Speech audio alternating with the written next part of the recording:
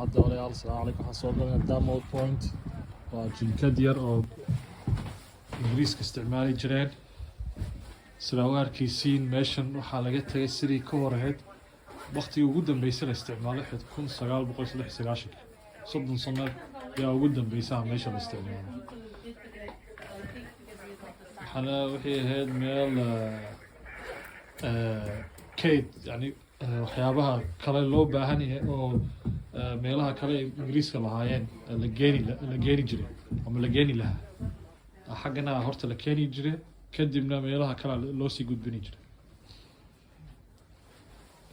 soddon sano lama isticmaalin xitaa xaggan diyaaradaha ka degi jiray laakiin kadib meel kale oo ay sii dhisteen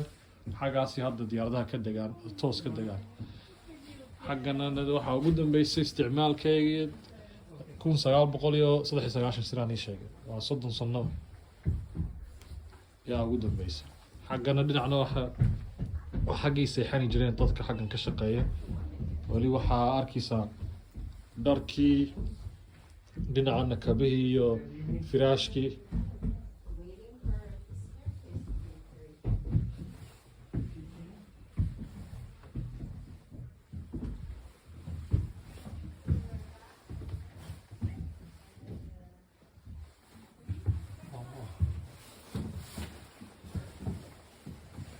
meesha aan ii sheegay waa Damo Point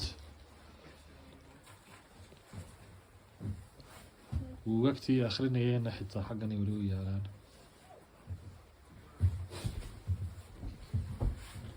hadda waxaan sii sameynaa meelaha kale aan soo indhaynaynin